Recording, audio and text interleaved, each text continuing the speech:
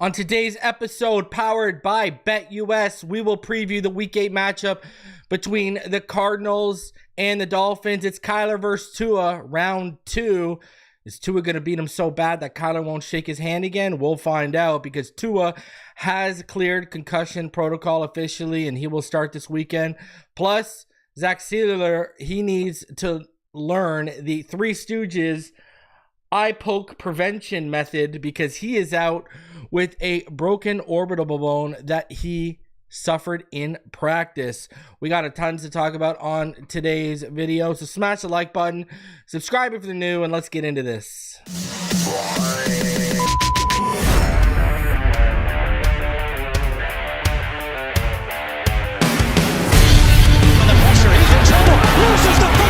Touchdown! Got it! You have got to be kidding me. Jalen Waddle has a Dolphin touchdown. And he will score! Field down the near side, man open, touchdown!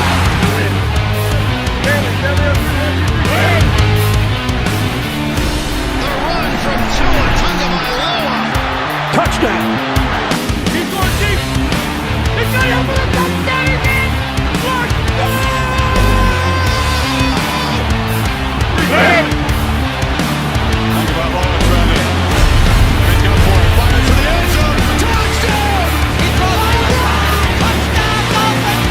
Beautiful day to be a Dolphin fan. Let's go!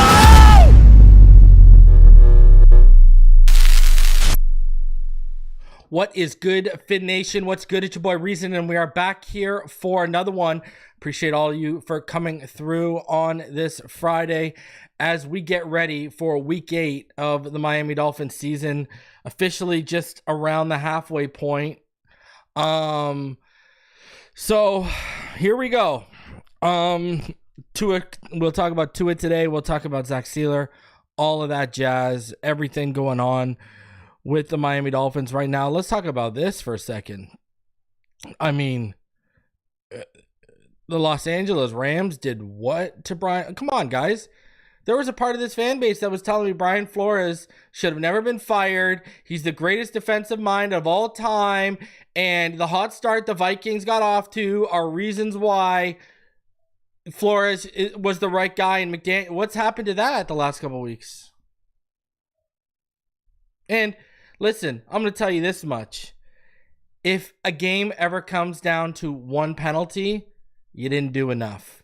And I see a lot of people making they didn't like the pass interference call, and they didn't like the non-call on the face mask. Well, guess what? Let's give them the face mask penalty. They still lose by 3 if they score a touchdown on that drive. So where are we going here with this? Everyone got excuses for everyone. All right, everyone's got excuses. So all I know is that defense just got 30 hung up on it, and all of a sudden over the last couple of weeks, the Vikings are crashing back down to reality, and all of a sudden I'm worried about the Rams game more than I was a week ago. That's all I know that's all I know where I'm at.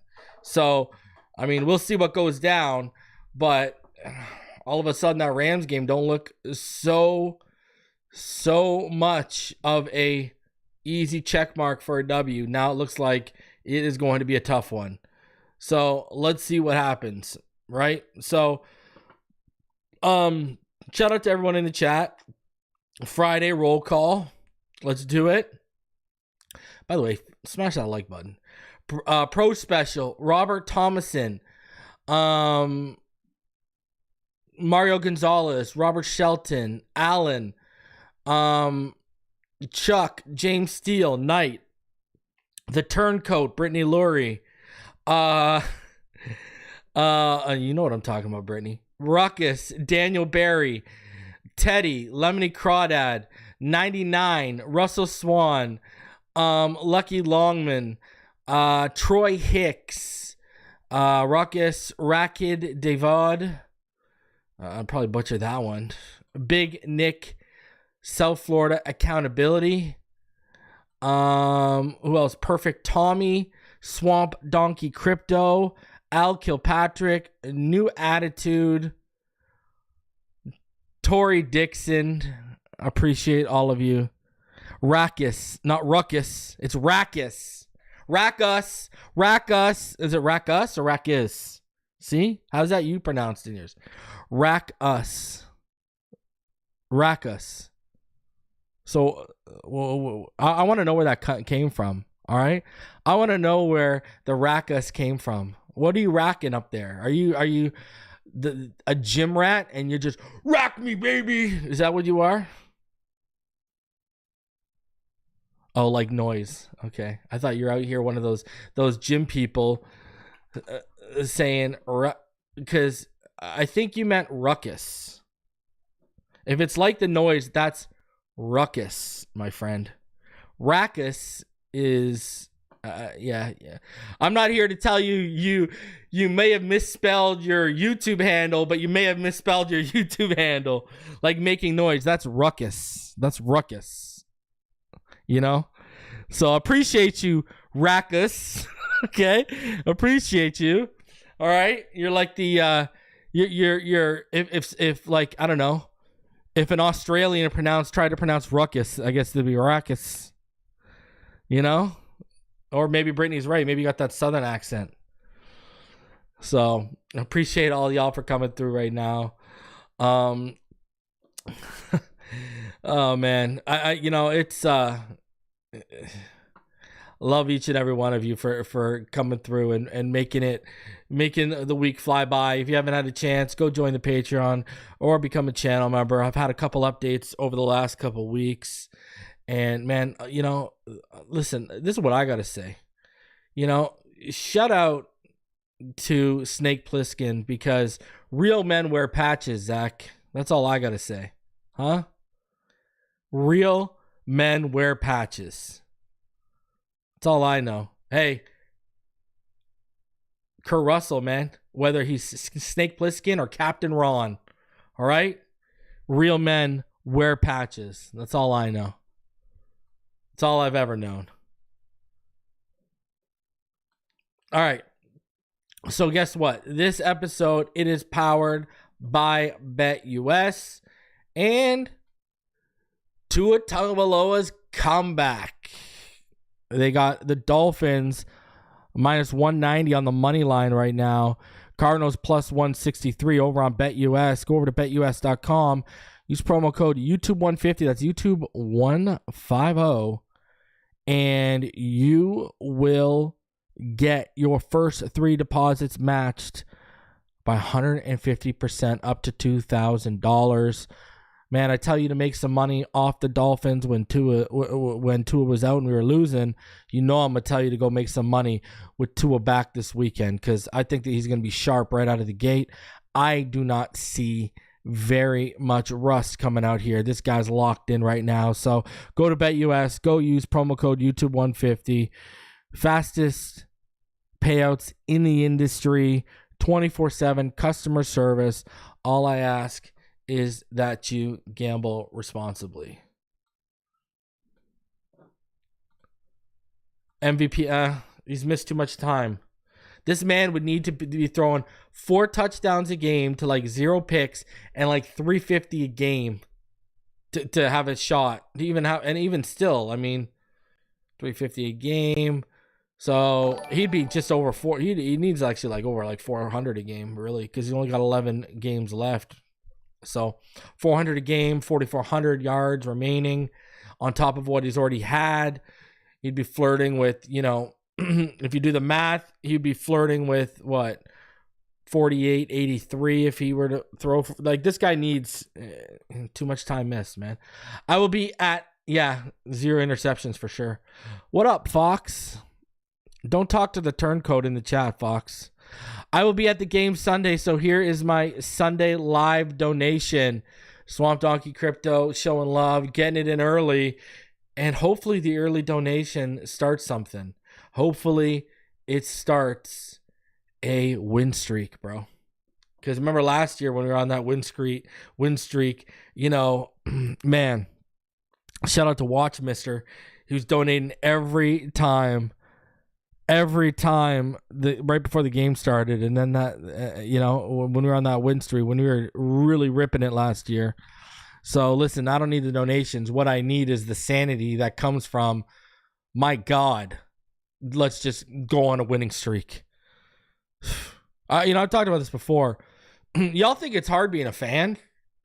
Try being a content creator, all right, around this team. Jesus Lord.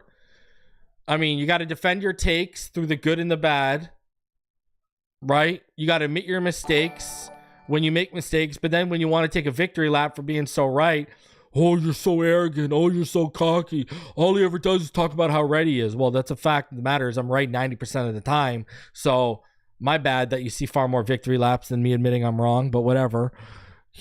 And you got to put up with the toxicity of the fan base, people questioning you. And then you got to put up with the actual team. The losing, like it's Halloween and this team looks like they walked in front of, like, never mind one. They look like they walked in front of a dozen black cats with everything going on. And then you got idiots like this. Chop Robinson's played how many professional games in his career? 6? And he's already getting compared to Chris Harris, so to Charles Harris, when we can sit here and we realize Chris T's probably never watched a lick of film, has absolutely no idea, obviously has no idea or no grasp of what growth and development is.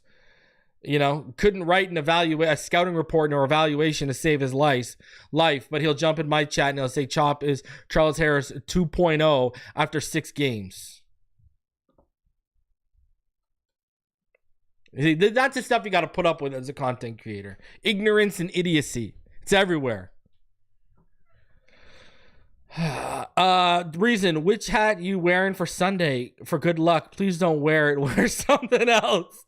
I don't know, man. I don't know what I'm wearing. I have no idea. I haven't thought about it yet.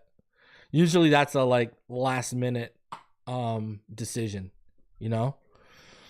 No reason why we can't go 8-3 if this team is for real and this coach is for real. That needs to be the standard. I mean, hey, we've talked about this, right? You kind of delved into it a little bit there. Here's the issue.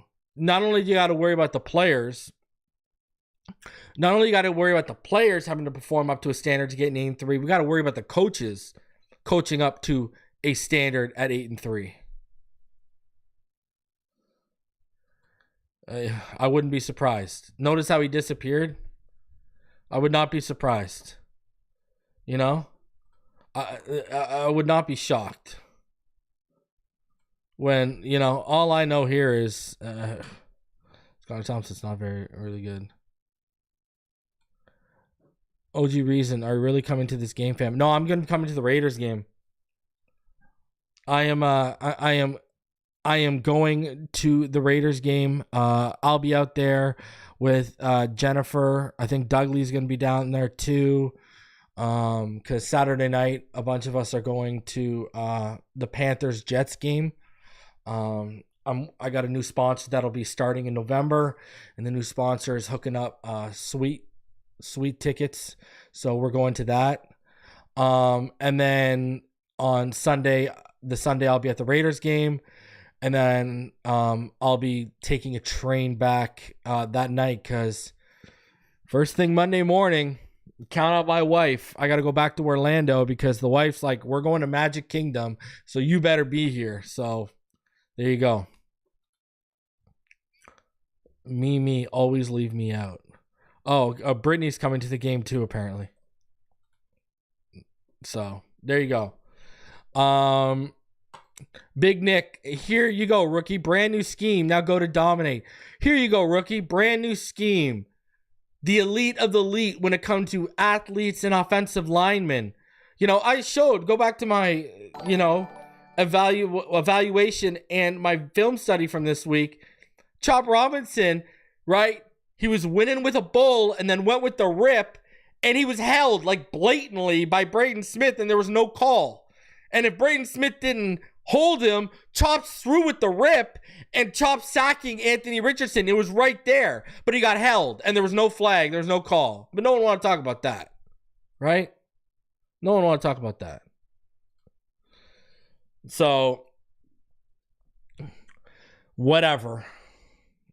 It is what it is. I have a weird feeling Malik Washington is going to start to pop off with Tua back. Hope you're doing well, reason. Well, let me tell you this. He's got a chance. He has got a chance, I think, to become an impact player over this next half of the season. I think getting him more, Berrios' injury is obviously opening the door for more reps and more opportunities with the ball in his hand from Malik, because he's your number one kick return and punt returner right now. And what we saw in the preseason was very, very, very encouraging from a return standpoint from him. So, I think him getting involved, it's just going to have a ripple effect, right? And remember, Tua's been throwing to Malik since Malik basically got drafted. So, yeah, bro. Here comes Christine. Hey, nothing wrong with Charles Harris. Played well. I don't think Chop's problem is undersize. Chop's problem is his pass rush moveset and inability to set the edge right now. Chop Robinson is a liability against the run, which he was in Penn State. And then he doesn't have enough bad moves. He doesn't have enough of a big bag of moves when it comes to pass rushes. That's what's encouraging about him being held by Braden Smith on that play. We saw him attack with the bull rush. Then when that was being countered and he had him on his heels, he tried to rip through. So you can see he's trying to combo stuff. And you can see he's trying to use different moves. He's trying to expand his pass rush moveset. And if he does that, that's when you're going to see the sacks start to come, is when he expands that. If you looked early on, leading up to the Patriots game, he was just trying to win with power when that's not his game. Your game is to win with your speed, athleticism, and explosiveness. If you want the power element to your game, you got to hit the weight room. And I think Chop's going to get stronger, and he's going to switch up his pass rush moves. So it's not the same thing over and over again, because he was trying to win with that bull a lot. And so, I think you're starting to see, he was really good against the Patriots. Go back and watch the Patriots film. Go watch the All-22 and watch Chop. Just go watch the defensive snaps where Chop's on. He was good, man. He was really good. And, you can do that with NFL Pro, right? Like, you can go and you can just go watch pure Chop Robinson snaps and go watch the Patriots game. He was good. Problem was, this past weekend, other than the play he got held on, he wasn't good at all. Brittany donates $20 and tries to guilt trip me, saying, Chad convinced Reason to come live with us tonight on Sideline T. What time is it at? What time is it? Because, I know it's hard to believe, but I do like to have a little bit of a life. But depending on the time, I can make it work. It all depends on what time. After this, I gotta go eat dinner. I promised my daughters I'd take them to Toys R Us. Then I gotta put my kids to sleep, so it all depends on the time, man. If the time works, I'm down. That's another thing too, Knight. Good point, Knight. Another thing too is go watch the tape of Penn State. You flex him inside and not just leave him out on the edge. When you flex him in as like a 3 tech or whatever the case may be, that speed, that get off, that explosiveness, a lot of big guys are too slow to handle that. So, a club and a swim over, whatever the case may be is, a counter club move, whatever you got to do, it's easier to get through those guys when you're that fast, when you're that explosive. You just got to have the right move in your bag.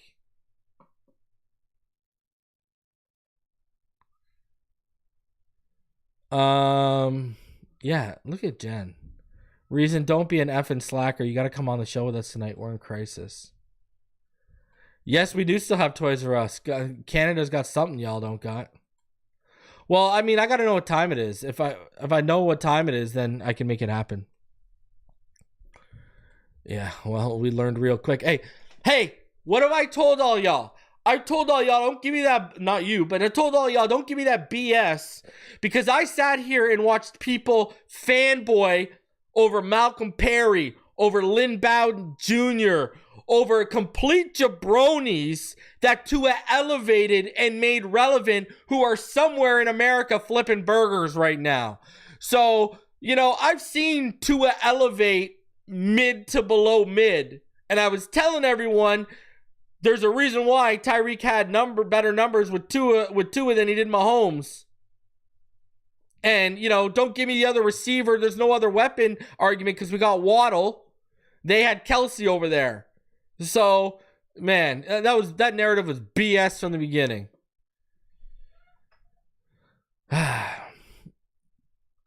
Anyways, I'm feeling it today, huh? I'm feeling it today. So let's get into it. Let's start off with the good news, and that is Tua Tagovailoa has now cleared the NFL mandated concussion protocol and will start Sunday's game versus the Cardinals. Mike McDaniel announced. So Tua's back. It's official. We've known that this was happening all week. We knew it was going to happen today. Tua's back. We're good to go. And now we're ready to, hallelujah, we can watch some competent football play from the quarterback position. My God.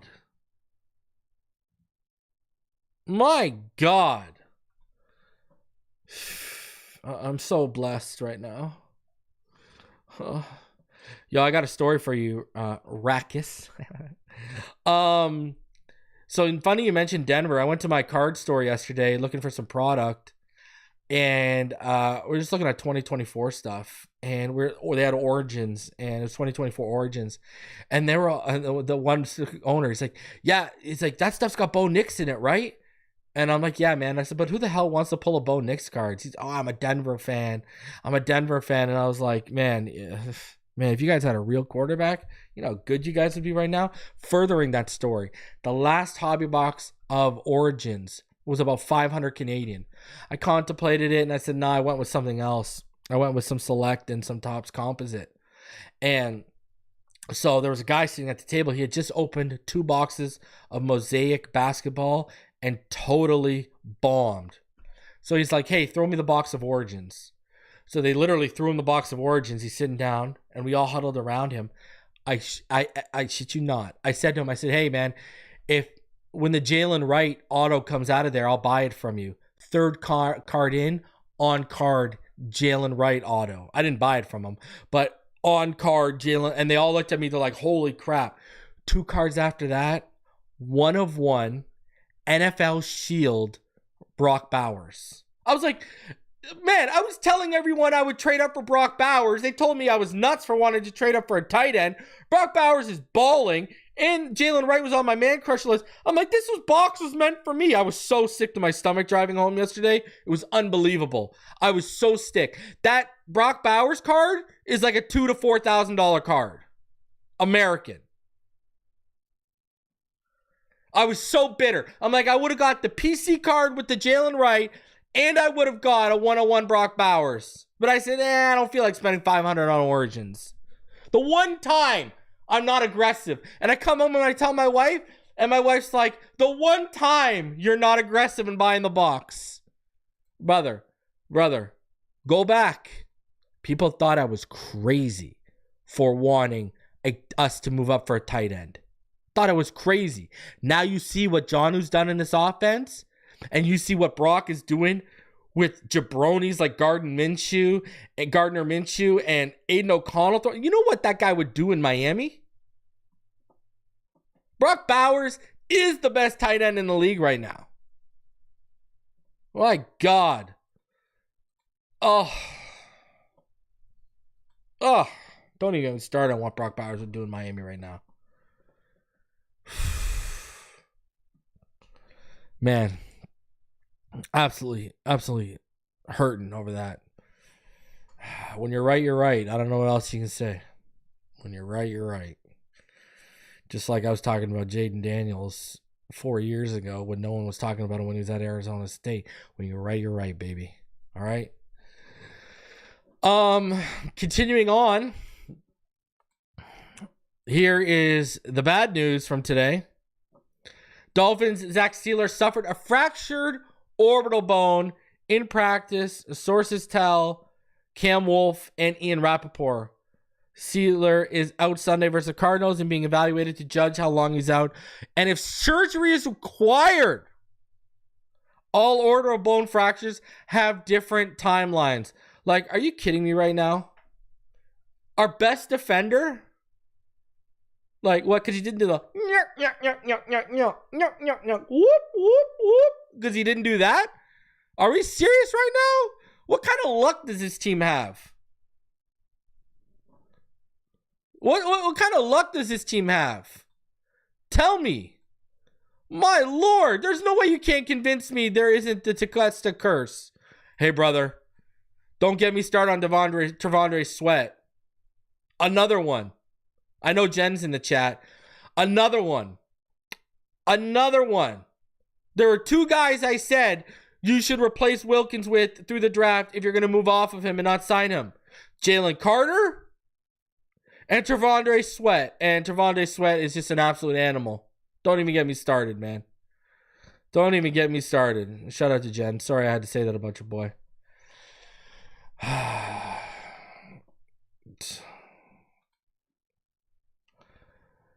All right. So, anyways, but with Zach Sieler, listen, you know, this is not good, especially with a run defense that's leaky against explosives. You know what I mean? Now, at the same point, you know, I do think, you know, Deshaun Hand's been really good this year. I think they're going to ask Calais Campbell to take on more snaps. That just makes the most sense. You know, they've been flexing Calais Campbell out. They flexed him out at defensive end last week a little bit more because there was no Ogba. So Ogba coming back is going to help a little bit. But man, Sieler's just he is an irreplaceable player on this defense right now. I don't know what else to say. Zach Sieler's our best defender. I say that with like no hesitation. Bro, just wait till we're at the Panthers game. I'm just going to be trolling you even harder. Right the night before, hey, we play Wilkins' team. You better hope he's playing, because if he ain't playing, you know you're going to hear from me, Jen. But, you know, I don't think, like, I think he's irreplaceable, but I don't think it's, like, doom and gloom yet. You know what I mean? Now, that could be totally different next week after we see what happens against, like, arguably, you know, right now, when you look at the Arizona Cardinals, they are the number 5 rushing offense. So, I mean, we'll see. But, you know, that's kind of an irreplaceable player. You got to hope you can replace him by committee. So, we'll see what happens. Now, continuing on. In case you didn't hear, all you season ticket holders, Dolphins will play home game outside of the country next year. Details potential opponents. You need to come back to Canada. For the second time in 3 years, the Dolphins have been assigned to play a game outside the United States in 2025. The team's season ticket holders were informed Friday. The date, opponent, and location were not revealed, but Spain is considered a strong possibility. Earlier this year, Madrid recently was awarded a regular season NFL game for 2025. Oh, so there you go. The Dolphins and the Chicago Bears have international marketing rights in Spain as part of the NFL's Global Markets Program, an initiative that grants global marketing rights to clubs and markets outside of the United States to build brand awareness and fandom. 21 teams participate in the program and have rights across 14 markets. This means the Dolphins will play only 8 games at Hard Rock Stadium in 2025, while many other AFC teams will play 9 games. The Dolphins also inform fans that they will play only 1 home preseason game in 2025. 7 of the Dolphins' 9 home opponents are known for 2025. They're Buffalo, the Jets, New England, Baltimore, Cincinnati, New Orleans, and Tampa Bay. One of those games will be played internationally. In the history, the Dolphins have played 5 games in London and 1 in Germany, a loss to the Kansas City Chiefs last November. The NFL has played more than 50 games internationally in an attempt to broaden the game's appeal and raise revenue. This season, the NFL played 1 game in Brazil, 3 in London, and 1 in Germany. The first regular season game in Spain will be played at Santiago Bernabeu Stadium, the home of Real Madrid. Playing a game in Madrid in 2025 highlights the continued expansion of the league's global footprint and accelerated ambitions to take our game to more fans around the world, Commissioner Roger Goodell said in February. We are proud to partner with Real Madrid, a global partner, together with the City of Madrid and Comunidad de Madrid, to bring a spectacular regular season game to Spain at the world-class Santiago Bernabeu Stadium. So there you go. I'm not even going to lie to you. I'm not even lying to you. Spain's on my bucket list. So I'm about to tell the wife tonight, hey, are we going to Spain next year? Are we going to Spain next year? That's what I'm about to ask. That's what I'm about to ask the wife tonight. That's for sure. The Dolphins, they made some roster moves. They officially signed Dwayne Eskridge to the active roster off the practice squad. And Tyler Huntley has been put on IR. They have also signed Matt Dickerson to the practice squad. Hey, that gives us another potential return specialist with Malik Washington. So, hey, you already know where I'm at. I wanted us to sign Dwayne Eskridge when he got cut by Seattle. They went out and did this. I like this move. I'm a fan of Dwayne Eskridge. I think he's a guy you can get on cheap, like a River Craycraft, who could be here for the next couple of years. You know what I mean? And he fits what you're trying to do in terms of speed. Right? Now, some more info on Zach Sieler's orbital bone fracture. Here's where we go. Dolphins defensive lineman Zach Sieler's freak injury at practice resulted in more than just a sore eye. It's a fractured orbital bone, NFL Network reported Friday. Also Friday, the Dolphins listed receiver Tyreek Hill as questionable with a foot injury, though Mike McDaniel said at midday Friday that he's very optimistic that he will play against visiting Arizona. Hill was limited during Thursday's practice and did not practice Friday. With Sieler out for Sunday's home game against Arizona and listed as week-to-week by McDaniel, Miami on Friday signed veteran rotational defensive lineman Matt Dickerson to its practice squad. The Dolphins also signed practice squad receiver D. Eskridge to the 53-man roster in the wake of Braxton Berrios' season-ending ACL injury. Quarterback Tyler Huntley, who has a shoulder injury, was placed on injury reserve, sidelining him for at least 4 games. Dolphins will need to clear another spot on the 53-man roster to activate Tua Tagovailoa from injured reserve on Saturday. Tagovailoa was listed as questionable off Friday's injury report only because that's the rule for players coming off IR. He will play on Sunday. So, a little bit, apparently, Sieler sustained the injury when he was poked in the eye at practice on Thursday. It has not been determined how long he'd be out or if surgery would need it. Apparently, he screamed in pain. That's what the word on the street was on X, that apparently he screamed out in pain, and Liam Eichenberg has already come out and claimed that he had no responsibility for the injury. So there you go. As for Dickerson, he went undrafted out of UCLA in 2018. He's appeared in 36 games over the past 5 years for the Titans, the Falcons, and the Chiefs, and has 42 career tackles and 3 for a loss. 28-year-old Dickerson has played 565 career defensive snaps, including 190 in 12 games for Kansas City last season. The Chiefs released him from the practice squad on August 29th. He's 6'5", 298 pounds, and he's closer to Sieler's body type than Patrick Farrell, who's the only other defensive lineman on the practice squad. Both players are options to be elevated for Sunday's game. So, and here's some more reaction on the Sieler injury. Calais Campbell, who's played 56% of the Dolphins' defensive snaps and is rated the number 7 interior lineman by PFF, said he might need to play more in Sieler's absence, though the Dolphins are vigilant about not playing him too much at age 38, so that can be both, so that they can both conserve and maximize his energy.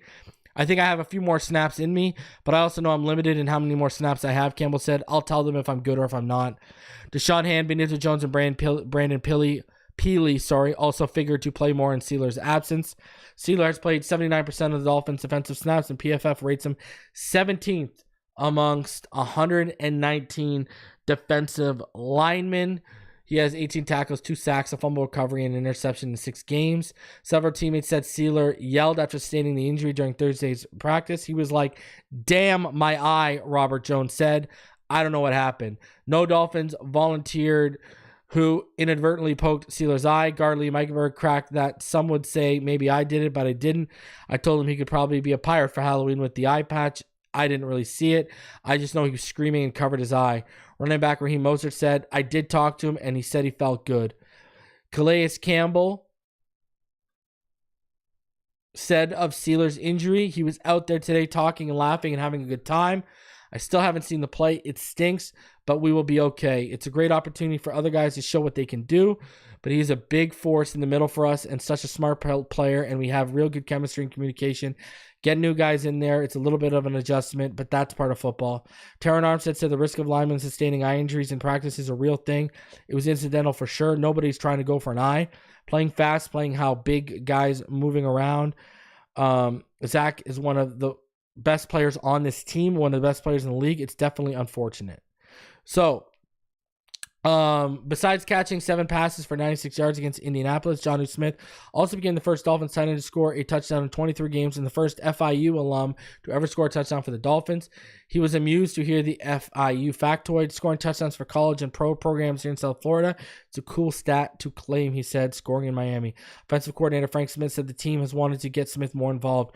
For me in this offense, I'm just getting more comfortable with the timing and kind of expecting the things that coaches want in general and specifically from me, Smith said. It's good to be utilized and to showcase my skill set and to help us be in the best position. Jalen Ramsey, who figures to play some in the slot with Kohu out, sounds bullish on cornerback Cam Smith, who was activated from injured reserve this week. He's a baller, Ramsey said of Smith. He can do special things. With Ogba back on Sunday from a bicep injury, be interesting to see if Mo Kamara will be active or play much behind Ogba, Tyus Browser, and Chop Robinson. Quentin Bell is also available. Defensive coordinator Anthony Weaver said Kamara will get more time after he had 2 pressures on 7 pass rushing chances against the Colts. The feedback Kamara received from coaches on his debut, not too bad, he said. I did affect the quarterback. I did get my hands on the QB. So there you go. Love hearing, and I know Jalen Ramsey's been going to bat for Cam Smith since last year. I think that's genuine. I don't think he's just talking him up. I think he legitimately believes this kid's the real deal. So, man, we'll see. But I am excited to finally see Cam Smith this Sunday. I'm not even gonna lie. Nick Saban, he discussed Tua Tagovailoa's return on Pat McAfee today, and this is what he said. This big story revolving around an Alabama guy, one of your guys, and obviously we got a chance to chat with you immediately after it happened. Tua's returning to football this weekend. Yeah. You said immediately, obviously it's going to be a medical decision. Guy loves ball, great human. Have never heard somebody say, good, thank you. Whenever you ask him how he's doing, always well, thank you, or whatever.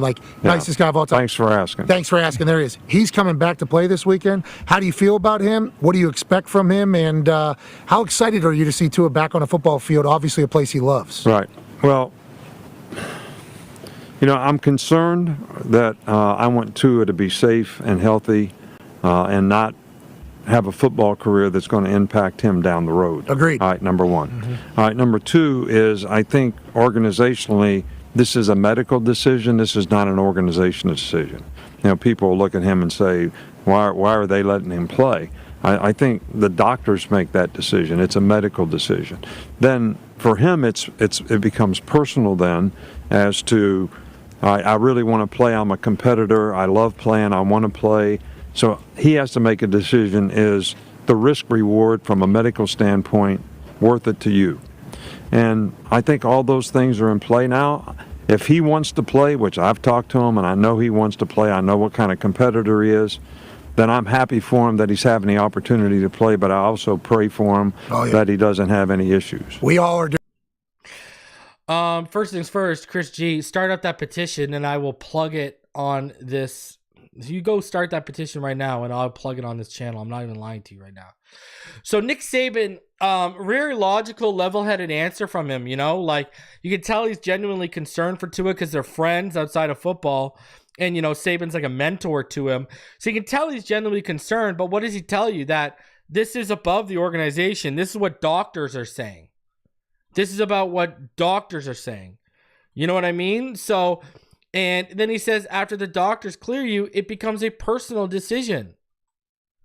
And, you know, we can all confirm from what we've heard, you know, not one doctor Tua visited with recommended he retire. I don't know if you guys heard that, but Joe Shad tweeted it out. A bunch of people we heard today in the media availabilities, not one single doctor. So all you doctors on YouTube and X who got no PhDs, no master degrees, nothing in the medical field. Well, guess what? The people who do this for a living, all the neurologists, none of them recommended Tua retire. Put that in your pipe and smoke it, all of you who thought you got the answers. So, and Jay Myers, see, I love to see this, bro. See, this is an objective guy who's not a Tua fan. I'm not the biggest Tua fan, but I can't stand people trying to tell a grown man how to live his life. You know what? Listen, who you're talking about is Sidney Crosby. Sidney Crosby's had about 3 or 4 documented concussions since he's been in the NHL. If you go back, I remember watching this game. Oh my God. I actually think I recorded it and I had to, if I remember, I'm pretty sure I recorded, but anyways, January 1st, 2011. Okay. When the Winter Classic, Capitals, Penguins, Crosby makes a pass. Instead of turning his head back and looking up the ice, he's watching his pass. David Steckel comes through, leaves his feet, shoulder to the head. Crosby was out. Crosby missed about 1.5 years worth of games dealing with a concussion. He couldn't even watch TV for over a year. That's how bad it was.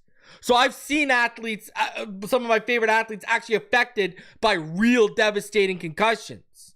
Okay, and Crosby was lighting it up. It was the 41st game. It was the 41st or 42nd game of the season. Crosby had, I want to say it was 31 goals and like 32 assists. He had like 63 points in 41 games. He was just lighting it up. Okay, and you know, missed 1.5 years of hockey. And they ended up finding out, what they actually ended up finding out, funny enough, from seeing specialists and seeing chiropractors, was it was something in his neck that needed to be adjusted. They fixed it through his neck. It wasn't in his head, because he was wondering, why is it 1 year later and I'm still having bad symptoms, bad post-concussion symptoms? And they ended up figuring out it was in his neck. It was not all in his head that was causing the concussion symptoms.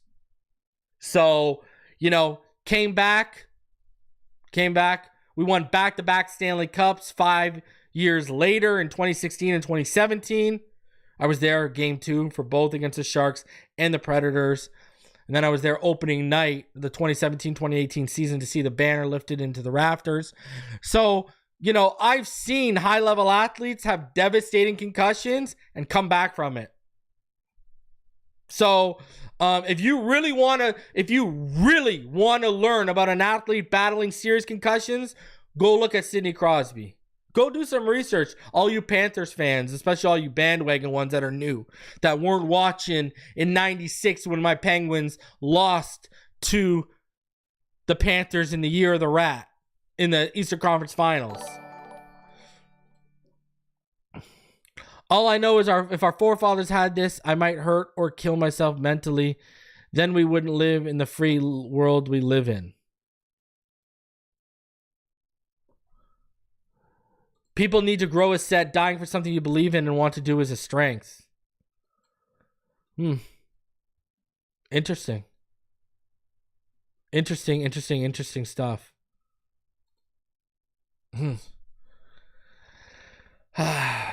Shout out to you for the donation. Member for 24 months. Shout out to you, Taryn, for showing love. And Nowitzki even agrees that Tua doesn't need the cap. If you're on Twitter and you want a good post, go read Brittany's post today about Guardian caps. Guardian caps actually, Tua and the helmet he has, like, he has the best potential helmet for a quarterback that's been tested. Guardian caps aren't going to add that much to you. And actually, speaking of Nowitzki night, Nowitzki said adding an extra 12 to 14 ounces of weight when his concussions have been his head falling back and smacking, that's just going to drop your head back faster. You know? So, I get it, man. I get it. So let's get into the game this weekend. Here's your weather report for this weekend. I know it's fan weekend, fan appreciation weekend, so a bunch of you going out there. It's looking like it's going to be 80 to 81 degrees Fahrenheit. You're going to have gusts up to 19 miles per hour. It's going to feel like it's about 83. Humidity is going to be about 57, 56%. There will be cloud cover, anywhere from 63% to 67%. There's really no chance of precipitation. There's a precipitation probability is like 2%. So it's just going to be cloudy and warm with some wind. So hopefully you're sitting in the right spot in Hard Rock so you can catch that gust of breeze to keep you nice and comfortable. So that's what the weather looks like for this weekend. As for the injury report, here we go. Kader Kohu, he's out. Zach Sieler, he's out. Storm Duck, doubtful. Tyreek Hill did not practice today, but I would not read too much into that. I think with Tyreek Hill, it was a simple thing of why would you have him practice and put more weight on the foot today? From, McDaniel's out here listing and telling us a whole bunch of players are going to be out this weekend. He didn't say Tyreek. I don't think Tyreek's going to be out. Tagovailoa, he's listed as questionable, but that's just because he was limited at one point this week. Eichenberg, shoulders. Yes, Eichenberg's, both of his shoulders are hurt. Javon Holland's good to go. Ogba's good to go. Waddle's good to go. Tyler Huntley moved to IR. On the flip side, Sean Murphy Bunting is out. That's a good corner for them. It sounds like Darius Robinson is going to be out for personal reasons / calf. Marvin Harrison, he's good to go for them. So they don't have too many key injuries on the Arizona side. So we are good to go. And I do expect Tyreek Hill to be out there. I wouldn't worry too much or read too much into that at all. So how these two teams compare heading into Sunday. The Dolphins have the 22nd ranked offense. The Cardinals have the 15th ranked.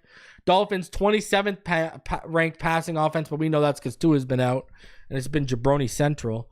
Cardinals, they have the 25th ranked passing offense. They're only averaging 181 yards per game, but they're running the football. They have the 5th best rushing attack to the Cardinals, 150.3 yards per game. All right. I mean, you look at it right now with James Conner and Kyler Murray. Kyler Murray's averaging 9 yards per carry. James Conner is averaging 4.6 yards per carry. They have 8 rushing touchdowns between the two of them. Dolphins, all of a sudden, that rushing attack, it's climbing over the last few years, and now it's at number 11, averaging 128.7 yards per game. Scoring offense, the Dolphins are worst in the NFL. Right now, we're averaging 11.7 points per game thanks to the stellar job by Skylar Thompson and Tyler Huntley. I can't even count Tim Boyle because he hasn't played a ton of snaps. The Cardinals have the 19th best scoring offense. The Cardinals, they've only allowed 11 sacks. The Dolphins, they've allowed 18. When you look at third down offense, the Dolphins are 27th. They're converting just under a third of the time. The Cardinals, they are 16th best. They're converting just under 40% of the time. Now, when you look at the defense, this is where it really comes into the Dolphins' favor. The Dolphins right now have the number 4 ranked defense in the NFL, people. Fangio who? I told all y'all there wouldn't be much of a drop-off from Fangio to Weaver. I said it all offseason. The number 1 passing defense in the NFL, 154.5 yards allowed per game. The Cardinals, the 26th passing defense. Sounds like Tua. Sean Murphy Bunting's out. Sounds like Tua going to light it up, baby. Rushing defense, the Cardinals, 26th. They're allowing about 139.6 yards per game. The Dolphins, they're averaging 130.7 yards allowed per game, which is 17th best. So there you go. And those are because of some explosive plays, mainly. Scoring defense, the Dolphins are 14th best. They're allowing about 21.5 points per game. Cardinals, they're allowing 25.4 points per game, 24th. Sacks, Dolphins have 9. Cardinals have 14. Dolphins are 30th in sacks. Third down defense, the Dolphins are the best in the NFL. Number 1, they're only allowing a conversion clip of about 26.5%. Cardinals, they're worst in the NFL. They're allowing a 48.1% conversion clip. Takeaways, the Dolphins have 5, which is 26th. Cardinals have 10, which is 10th. And then offensive giveaways, the Dolphins have 8, which is 12th. And the Cardinals have 9, which is 17th best in the NFL right now. So, man, you look at their defense and you watch the film of their defense, there's going to be plenty of opportunity for the offense to put up some real points and look like they're back. Speaking of offense, here's my offensive keys for this weekend. You got to keep running the ball, even with Tua back in the lineup. I've been saying this while Tua's been out. I will say it while Tua's in. When Tua's out, I said, we had 3 tests we wanted to see after the Patriots game. Well, including the Patriots game. Will he commit to running the ball? He did against the Patriots, and this team won out. And collectively, against the Patriots, this team rushing the football put up 193 yards. Okay? Then the second test was, are you going to keep running the football against Indianapolis? And sure enough, they did. And now, obviously, it didn't go in our favor in terms of with the fumbles from Mostert and Ingold, but you can't let that dissuade you because you still put up 188 yards. I mean, do the math here, people. Over the last 2 games, this team, guys and gals, they've put up 381 yards rushing. 381 yards rushing in 2 games. Keep running the football with Tua out. Tua's at his best when the pass is predicated off the run. Number 2, the excuses have ran out. I don't even want to hear about the foot, Tyreek. It's time for Tyreek and Waddle to be impact players. The excuses have run out. Same as they've run out for McDaniel and Greer. Oh, well, we went 1-3 over the last stretch because we didn't have Tua. Oh, Tyreek and Waddle have been ineffective because they didn't have Tua. Guess what? Excuses ran out. Uno's back. I don't want to hear it. Time for y'all to ball out a little bit. Especially when you look at the Arizona Cardinals right now and they are down on their depth chart right now. Okay? No Sean Murphy Bunting this weekend. What are they going to be relying on? What are they going to be relying on to stop this passing attack? Max Melton, the rookie, is being thrown to the wolves. Starling Thomas and Garrett Williams as your other corner and nickelback don't really scare me. Max Melton, the rookie, starting for Sean Murphy-Bunting. Like I said, Budda Baker's their only good secondary defender right now. Well, there should be no excuses. And number 3, and this goes without saying, Tua needs to play smart, and the line must protect him. Period. Okay? Right now, we've given up 55 pressures in 6 games. All right? Austin Jackson's given up 13. Eichenberg's given up 10. I don't think that's a coincidence that Jackson's pressure numbers have spiked due to Eichenberg, by the way. Armstead's given up 6. Robert Jones has given up 6. Aaron Brewer's given up 3. You need to protect Tua, and he needs to play smart. Slide, brother. Slide. So keep running the ball, even with Tua back in the lineup. You put up 381 yards over the last 2 weeks. You've played. Don't stop. Excuses have run out. Time for Tyreek and Waddle to be impact players. And Tua needs to play smart, because I'll tell you one thing, Tua. And, you suffer another concussion. Brother. Your time in Miami, it may be drawing to a close sooner than you think. So you need to stay healthy, kid. Please. For the sake of us fans, for the sake of the team, but most importantly, for the sake of you. You need to play smart. You need to play smart, man. You got to keep your health intact. For the sake of you and your family, play smart. Please. Defensive keys to victory. You need to contain Kyler Murray in the pocket. Period. I already went over it. He's averaging 9 yards per carry. Did you guys see what he did last week against the Los Angeles Chargers? He had a 44-yard touchdown run. All of you who are worried about Anthony Richardson using your legs, this is the game where you should be worried about the quarterback using his legs.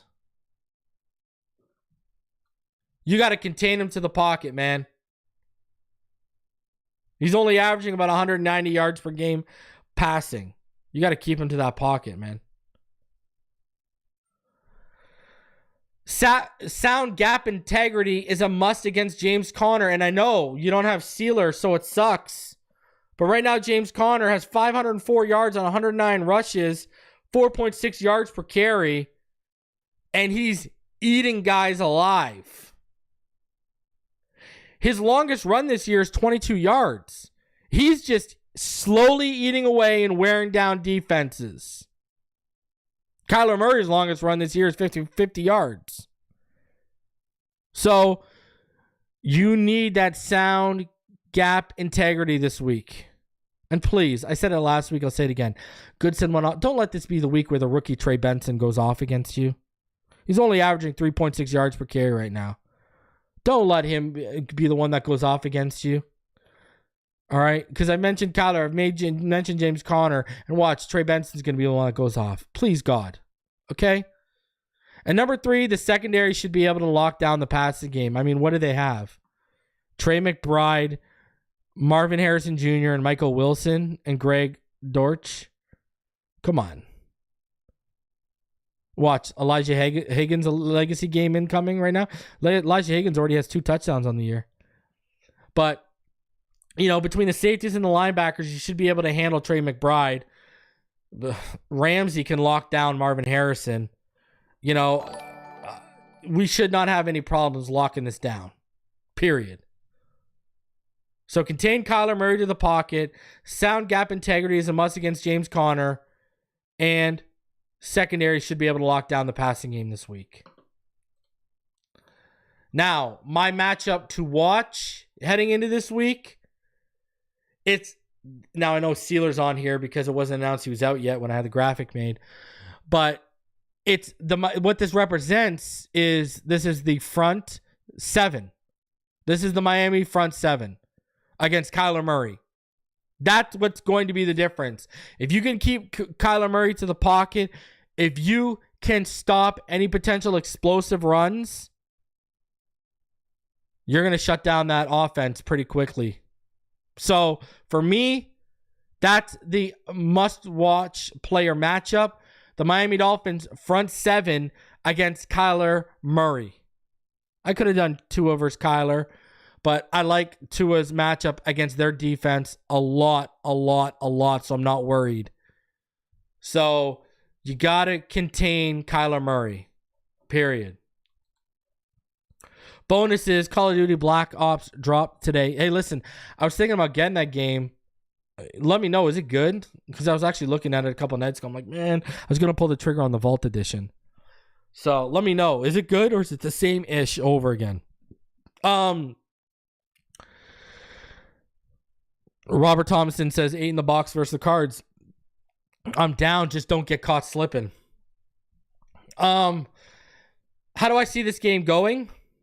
I'm taking the Dolphins in this game. I'm taking the Dolphins 23-17. Dolphins win by 6 points. That's how I see it going. Dolphins win. So smash that like button. Subscribe if you're new. I am going to be back on Sunday for the live reaction of the post game. And check out the ladies over on Sideline T tonight. They're apparently going live, so check them out. All right? Smash that like button. Subscribe if you're new. Appreciate all of you that came through on this Friday. And I will see you this Sunday. Fins up all day, every day. And shout out to BetUS for powering this episode.